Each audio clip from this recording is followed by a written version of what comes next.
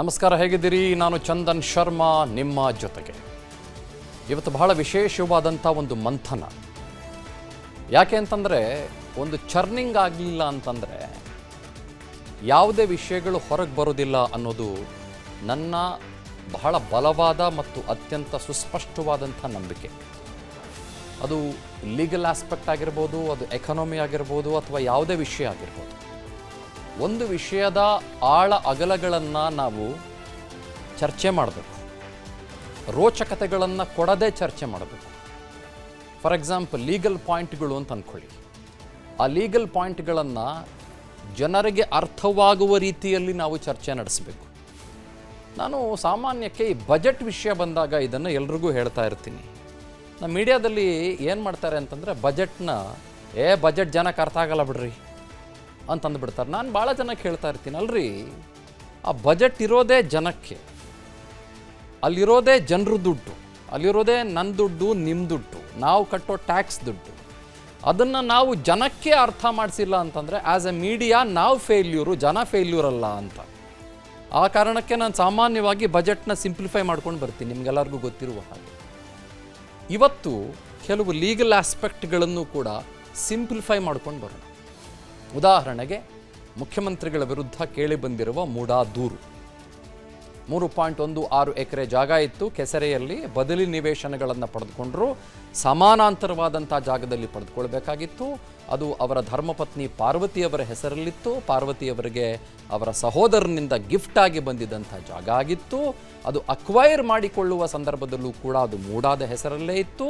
ಆದರೆ ಸಮಾನಾಂತರವಾದಂಥ ಜಾಗದಲ್ಲಿ ಕೊಡದೆ ಮೂಡಾ ವಿಜಯನಗರದಲ್ಲಿ, ಸಿಕ್ಕಾಪಟ್ಟೆ ದೊಡ್ಡ ಜಾಗವಾದಂಥ ವಿಜಯನಗರ, ಮೈಸೂರಿನಲ್ಲಿ 14 ಸೈಟ್ಗಳನ್ನು ಕೊಡ್ತು. ಫಾರ್ ಎಕ್ಸಾಂಪಲ್, ಸಿಂಪಲ್ಲಾಗಿ ಹೇಳಬೇಕು ಅಂತಂದರೆ, ಈಗ ಬೆಂಗಳೂರಿನಲ್ಲಿ ಎಲ್ಲೋ ಬನ್ನರ್ಘಟ್ಟ ರೋಡ್ನಲ್ಲಿ ಇರುವಂಥ ಒಂದು 3 ಎಕರೆ ಜಾಗಕ್ಕೆ ಸದಾಶಿವನಗರದಲ್ಲಿ 5 ಸೈಟ್ ಕೊಟ್ಬಿಡೋದು. ಸೊ 10 ರೂಪಾಯಿ ಅಲ್ಲಿ ಬೆಲೆ, ಇಲ್ಲಿ 500 ರೂಪಾಯಿ ಬೆಲೆ. ಆ ಥರದ ಒಂದು ಆರೋಪ ಮುಖ್ಯಮಂತ್ರಿಗಳ ವಿರುದ್ಧ ಇಲ್ಲಿ ಕೇಳಿ ಬಂದಿದೆ. ಇದನ್ನು ಮುಂದೆ ಇಟ್ಕೊಂಡು ಮುಖ್ಯಮಂತ್ರಿಗಳಿಗೆ ಇಮ್ಯುನಿಟಿ ಇರೋದ್ರಿಂದ, ಕಾನ್ಸ್ಟಿಟ್ಯೂಷನಲ್ ಇಮ್ಯುನಿಟಿ ಇರೋದ್ರಿಂದ, ಪ್ರಾಸಿಕ್ಯೂಷನ್ಗೆ ಅನುಮತಿ ಕೊಡಬೇಕು ಅಂತ ಒಬ್ಬರು ದೂರುದಾರರು, ಅವ್ರು ಯಾರು ಬೇಕಾದರೂ ಆಗಿರಲಿ, ಅವ್ರ ಇಂಟೆನ್ಷನ್ ಏನೋ ನನಗೆ ಗೊತ್ತಿಲ್ಲ, ಆ ದೂರುದಾರರು ಏನು ಮಾಡಿದ್ದಾರೆ, ಆ ದೂರುದಾರರು ಇವಾಗ ಗವರ್ನರ್ ಕದ ತಟ್ಟುವ ಪ್ರಯತ್ನವನ್ನು ಮಾಡಿದ್ದಾರೆ. ಮುಂದಿನ legality CM, what may happen next? Big question. ಮುಂದಿನ ಅರ್ಧ ಗಂಟೆಗಳ ಕಾಲ ನಮ್ಮೊಟ್ಟಿಗೆ ಸುಪ್ರೀಂ ಕೋರ್ಟ್ನ ಖ್ಯಾತ ನ್ಯಾಯವಾದಿಗಳು, ಅತ್ಯಂತ ಆತ್ಮೀಯರು ಕೂಡ ಹೌದು, KV ಧನಂಜಯ್ ಸರ್ ಇದ್ದಾರೆ.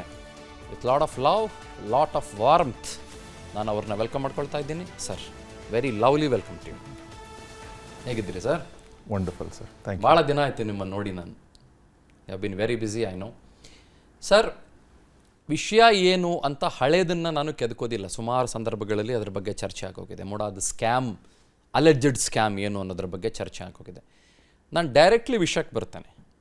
ಈಗ ಮುಖ್ಯಮಂತ್ರಿಗಳು, he enjoys certain immunity under constitution.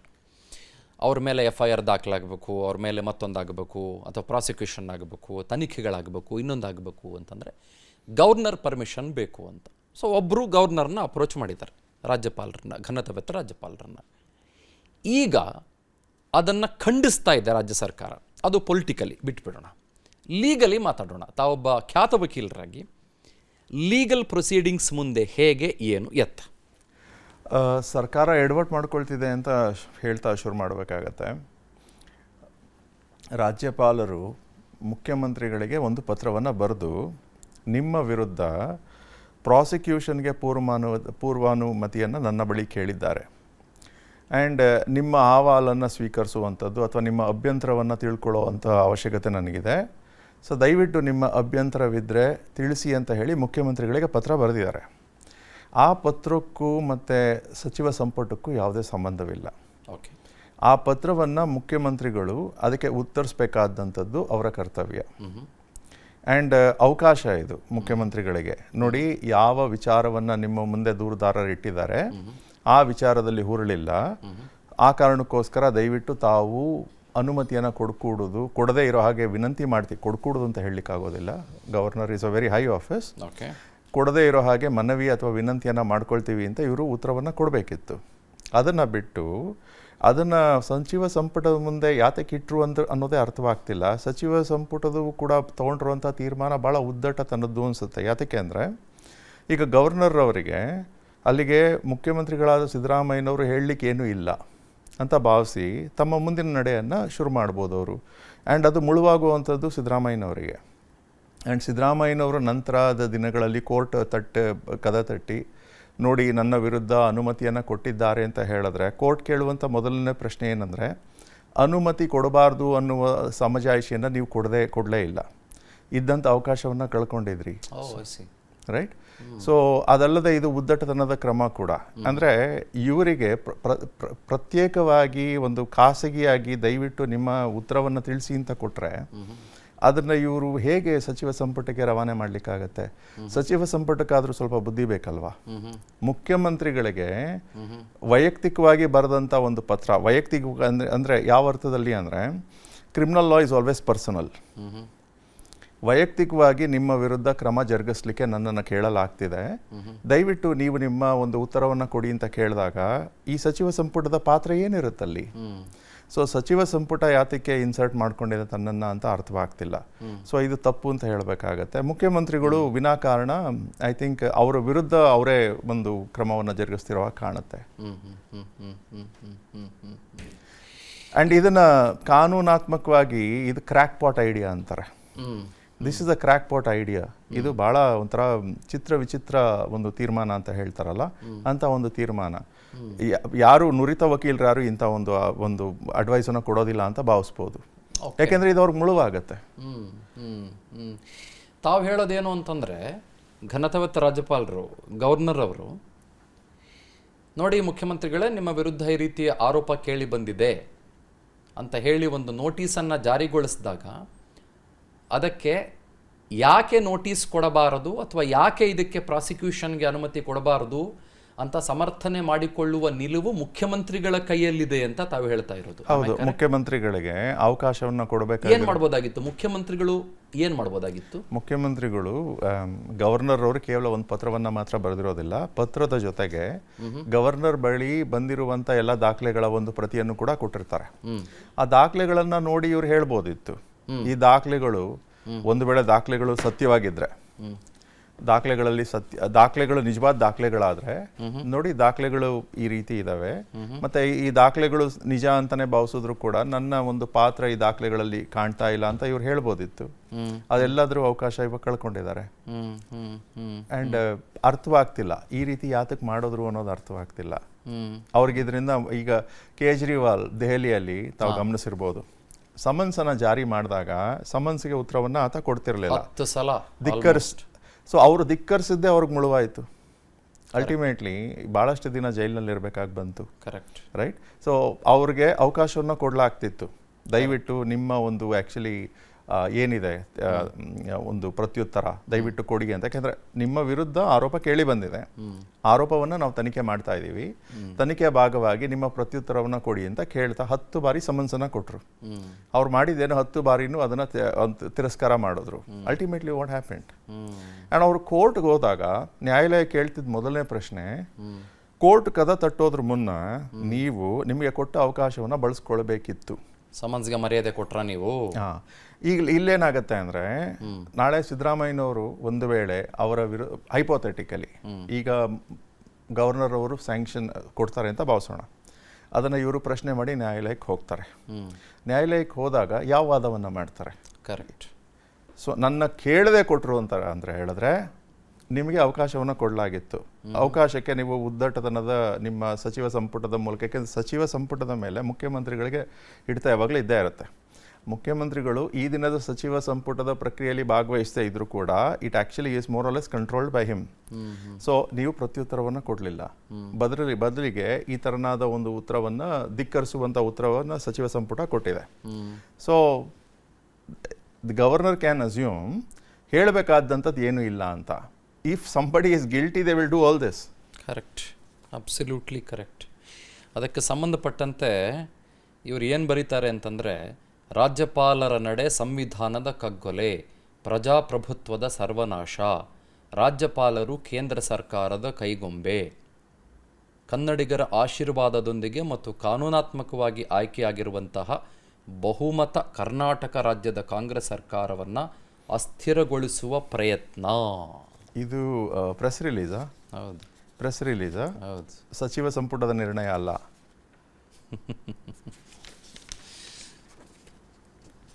ನೋಡ್ತೀನಿ ರೀ ಸರ್, ಇದು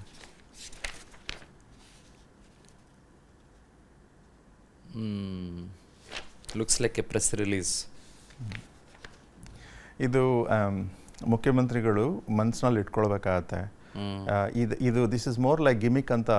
ಈ ಥರ ನಾದ ಗಿಮಿಕ್ನಿಂದ ಏನಾಯ್ತಾ, ಈಗ ಕೇಜ್ರಿವಾಲ್ ಅವರು ಮಾಡಿದಂಥ ಗಿಮಿಕ್ಗಳು ಹೇಗೆ ಅವ್ರಿಗೆ ಮುಳುವಾಯಿತು. ಯು ಶುಡ್ ಈಗ ಏನಾಗುತ್ತೆ, ಕಂಪ್ಲೇಂಟ್ನಲ್ಲಿ ಉರುಳಿಲ್ಲ ಅಂತ ಭಾವಿಸೋಣ. ಉರುಳಿಲ್ಲ ಅಂತ ಹೇಳಬೇಕಾದ ಒಂದು ಜವಾಬ್ದಾರಿ ಯಾರ್ದಿರುತ್ತೆ, ಕರ್ತವ್ಯ ಯಾರ್ದಿರುತ್ತೆ? ಆರೋಪಿ ಸ್ಥಾನದಲ್ಲಿ, ಆರೋಪಿ ಅಲ್ಲ ಅವರು ಸದ್ಯದ ಪರಿಸ್ಥಿತಿಯಲ್ಲಿ, ಯಾರ ವಿರುದ್ಧ ಆರೋಪವನ್ನು ಎದುರಿಸ್ತಿರುವಂಥ ವ್ಯಕ್ತಿ, ಅವ್ರದ್ದೇ ಅಲ್ವಾ ಕರ್ತವ್ಯ. ಸೊ ಈ ರೀತಿ ಉದ್ದಟ ಅಂದರೆ ಇನ್ವೈಟ್ ಮಾಡ್ದಂಗಿದೆ. ಇವರು ನಿಜಕ್ಕೂ ಇವ್ರಿಗೆ ಸರಿಯಾಗಿ ಅಡ್ವೈಸ್ ಮಾಡ್ತಿದ್ದಾರಾ ಅಥವಾ ಇವ್ರನ್ನ ಹಾಕಿಸ್ಲಿಕ್ಕೆ ಈ ರೀತಿ ಅಡ್ವೈಸ್ ಮಾಡ್ತಿದಾರೋ ಅರ್ಥವಾಗ್ತಿಲ್ಲ. ಈಗ ಅಲ್ಟಿಮೇಟ್ಲಿ ಏನಾಗುತ್ತೆ, ಕ್ರಿಮಿನಲ್ ಲಾನಲ್ಲಿ ಕಲೆಕ್ಟಿವ್ ರೆಸ್ಪಾನ್ಸಿಬಿಲಿಟಿ ಇಲ್ಲ. ಕ್ರಿಮಿನಲ್ ಲಾನಲ್ಲಿ it's always a personal liability, it's always a personal responsibility. ಇವರ ವಿರುದ್ಧ ಪ್ರಾಸಿಕ್ಯೂಷನ್ಗೆ ಅವರು ಅನುಮತಿಯನ್ನು, ಸ್ಯಾಂಕ್ಷನನ್ನು ಕೊಟ್ಟರೆ ಮುಳುವಾಗುವಂಥದ್ದು ಮುಖ್ಯಮಂತ್ರಿಗಳಿಗೆ, ಸಚಿವ ಸಂಪುಟಕ್ಕಲ್ಲ. ಸಚಿವ ಸಂಪುಟ ವಿಲ್ ಹ್ಯಾವ್ ನೋ ಸ್ಟ್ಯಾಂಡಿಂಗ್. ಸಚಿವ ಸಂಪುಟಕ್ಕೆ ಗವರ್ನರ್ ಅವರು ಪತ್ರವನ್ನೇನು ಬರೆದಿಲ್ಲ. ಸಚಿವ ಸಂಪುಟಕ್ಕೆ ಒಂದು ವೇಳೆ ಪತ್ರವನ್ನು ಬರೆದು ಈ ವಿಚಾರವಾಗಿ ತಮ್ಮ ನಿಲುವು ಏನು ಅಂತ ಗವರ್ನರ್ ಅವರು ಕೇಳಿದಿದ್ರೆ ಅವ್ರು ಏನಾದರೂ ಹೇಳ್ಬೋದಿತ್ತು. ಬಟ್ ಅಲ್ಲಿ ಪ್ರಾಸಿಕ್ಯೂಷನ್ಗೆ ಸ್ಯಾಂಕ್ಷನ್ ಕೊಡ್ಬೋದು ಅಥವಾ ಕೊಡಬಾರ್ದು ಅಂತ ಅಷ್ಟೇ ಹೇಳ್ಬೋದು ಅಷ್ಟೇ ವಿನ ಇಲ್ಲೆಲ್ಲ ಪೊಲಿಟಿಕಲ್ ಟಾಕ್ ಮಾತಾಡ್ಲಿಕ್ಕೆ ಆಗೋದಿಲ್ಲ. ಹೈಪೋಥೆಟಿಕಲಿ ಈ ರೀತಿ ಭಾವಿಸೋಣ, ಗವರ್ನರ್ ಅವರು ಸಚಿವ ಸಂಪುಟಕ್ಕೂ ಕೂಡ ಒಂದು ಪತ್ರವನ್ನು ಬರೆದು ಈ ರೀತಿ ನನ್ನ ಮುಂದೆ ಬಂದಿರುವಂಥ ಒಂದು ಕಂಪ್ಲೇಂಟನ್ನು ಅನುಸರಿಸಿ ನಾನು ಮುಂದುವರಿಬೇಕು ಅನ್ನೋದ್ರ ಬಗ್ಗೆ ತಾವು ತಮ್ಮ ಅಭಿಪ್ರಾಯವನ್ನು ತಿಳಿಸಿ ಅಂತ ಹೇಳ್ತಾರೆ.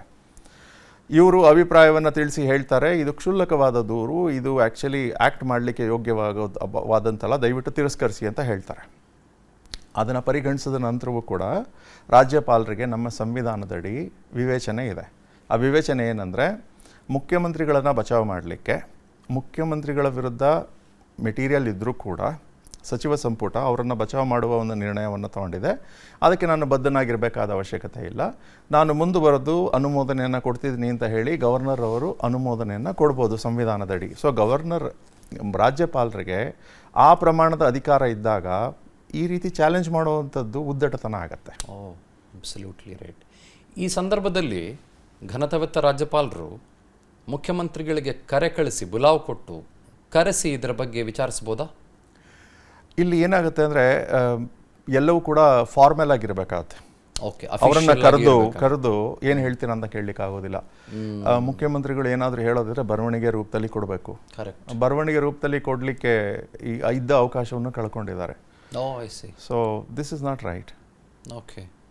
ಆ್ಯಂಡ್ ಮುಖ್ಯಮಂತ್ರಿಗಳು ಫಸ್ಟ್ ಆಫ್ ಆಲ್ ವಕೀಲರು ಅಂತ ಕೇಳಿದ್ದೀನಿ. ಹೌದು, ವಕೀಲ. ಅವರು ಸ್ವಲ್ಪ ವಕೀಲರಾಗಿ ಸ್ವಲ್ಪ ಯೋಚನೆ ಮಾಡಿದಿದ್ರೆ ಅರ್ಥವಾಗ್ತಿತ್ತು. This is wrong. ನಿಮಗೆ ಕೊಡ್ತಿರೋ ಅಂಥ ಸದಾವಕಾಶ ಅದು, ಅದನ್ನು ನೀವು ಈ ರೀತಿ ದುರುಪಯೋಗ ಪಡಿಸ್ಕೊಂಡ್ರೆ you are making life difficult for your self.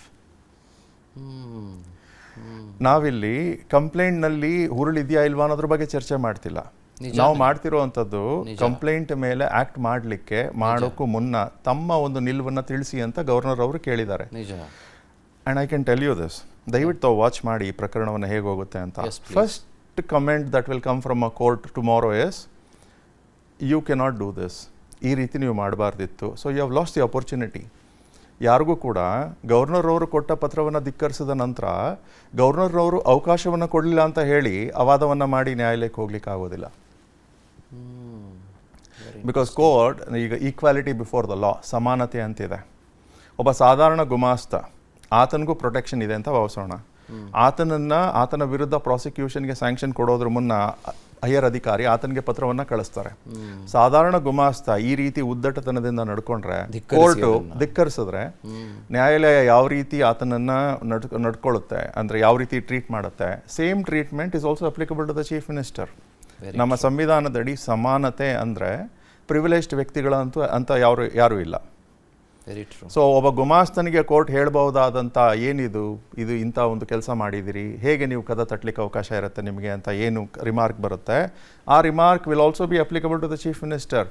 ನ್ಯಾಯಾಲಯ ಒಂದು ವೇಳೆ ಮುಖ್ಯಮಂತ್ರಿಗಳಿಗೆ ಅಂಥ ಪ್ರಶ್ನೆಯನ್ನು ಕೇಳದೆ ಹೋದರೆ ನ್ಯಾಯಾಲಯ is favouring him and that's not permitted under the constitution. ನಮ್ಮ ಸಂವಿಧಾನದಲ್ಲಿ ಸಮಾನತೆ ಅನ್ನುವಂಥ ಅರ್ಥ ಇದೆ. Beautifully said sir. ನಾನು ಮುಂದಿನ ಹಂತದಲ್ಲಿ ಏನು ಮಾತಾಡ್ತೀನಿ ಅಂತಂದರೆ, ಒಂದು ವೇಳೆ ಪ್ರಾಸಿಕ್ಯೂಷನ್ಗೆ ಅನುಮತಿಯನ್ನು ಹೈಪಾಥೆಟಿಕಲಿ ಸ್ಪೀಕಿಂಗ್ ಕೊಟ್ಬಿಟ್ರೆ ಘನತೆವೆತ್ತ ರಾಜ್ಯಪಾಲರು ಥಾವರ್ಚಂದ್ ಗೆಹ್ಲೋಟ್ ಅವರು ನಡೆಯಬಹುದಾದಂಥ ಲೀಗಲ್ ಪ್ರೊಸೀಜರ್ಸ್ ಏನು ಅಥವಾ ಲೀಗಲ್ ಆಯ್ಕೆಗಳು ಏನು ಅನ್ನೋದು ನನ್ನ ಮುಂದಿನ ಪ್ರಶ್ನೆ. ಒಂದು ಸಣ್ಣ ಬ್ರೇಕ್ ತೊಗೊಂಡು ಬಂದ್ಬಿಡ್ತೀನಿ ಸರ್. ಒಂದು ಸಣ್ಣ ಬ್ರೇಕ್ ತೊಗೊಳ್ಳೋಣ. ಬ್ರೇಕ್ನ ನಂತರದಲ್ಲಿ ಭಾಳ ಇಂಟ್ರೆಸ್ಟಿಂಗ್ ಚರ್ಚೆ, ಭಾಳ ಇಂಟ್ರೆಸ್ಟಿಂಗ್ ಮಂಥನ. ನಾನು ಹೇಳ್ತಾ ಇದ್ನಲ್ಲ, ತುಂಬ ಸಿಂಪಲ್ಲಾಗಿ ಎಲ್ಲ ವಿಚಾರಗಳನ್ನು ಕೂಡ ಅರ್ಥ ಮಾಡಿಕೊಳ್ಳುವಂಥ ಪ್ರಯತ್ನ ನಾವು ಮಾಡಬೇಕು ಅಂತ, ಆ ಪ್ರಯತ್ನದ ಭಾಗವಾಗಿ ನಾವು ಸಾಗಿದ್ದೇವೆ. ನನ್ನ ಮುಂದಿನ ಪ್ರಶ್ನೆ, ಒಂದು ವೇಳೆ ಮಾನ್ಯ ರಾಜ್ಯಪಾಲರು ಪರ್ಮಿಷನ್ ಕೊಟ್ಟರು, ಪೂರ್ವಾನುಮತಿ ಕೊಟ್ಟರು, ದೂರದಾರರು ಯಾರೇ ಆಗಿರ್ಬೋದು, ಅದು ಪೊಲಿಟಿಕಲ್ ಇಂಟೆನ್ಷನ್ ಅಲ್ವಾ, ಅಥವಾ ಈ ಇಡೀ ಕೇಸಿನಲ್ಲಿ ಏನಾದರೂ ವಾಟರ್ ಇದೆಯಾ ಇಲ್ವಾ, ಹುರುಳಿದೆಯಾ ಇಲ್ವಾ, ದಟ್ ಇಸ್ ಸೆಕೆಂಡ್ರಿ, ಬಿಟ್ಬಿಡಿ ಆಮೇಲೆ. But if in case governor ಅನುಮತಿ ಕೊಟ್ಟರೆ ಏನಾಗ್ಬೋದು? ಅನುಕ್ಷಣದ ಸುದ್ದಿಗಳಿಗಾಗಿ ವಿಸ್ತಾರ ನ್ಯೂಸ್ ಯೂಟ್ಯೂಬ್ ಚಾನೆಲ್ ಸಬ್ಸ್ಕ್ರೈಬ್ ಮಾಡಿ. ಹೊಸ ಸುದ್ದಿಗಳ ನೋಟಿಫಿಕೇಶನ್ಗಾಗಿ ಬೆಲ್ ಐಕಾನ್ ಕ್ಲಿಕ್ ಮಾಡಿ. ಲೇಟೆಸ್ಟ್ ಅಪ್ಡೇಟ್ಸ್ಗಾಗಿ www.vistaranews.com ವೆಬ್ಸೈಟ್ಗೆ ವಿಸಿಟ್ ಮಾಡಿ. ಅಂಗೈಯಲ್ಲೇ ಜಗತ್ತಿನ ಸುದ್ದಿ ತಿಳಿಯಲು ವಿಸ್ತಾರ ನ್ಯೂಸ್ ಕನ್ನಡ ಆಪ್ ಡೌನ್ಲೋಡ್ ಮಾಡಿ.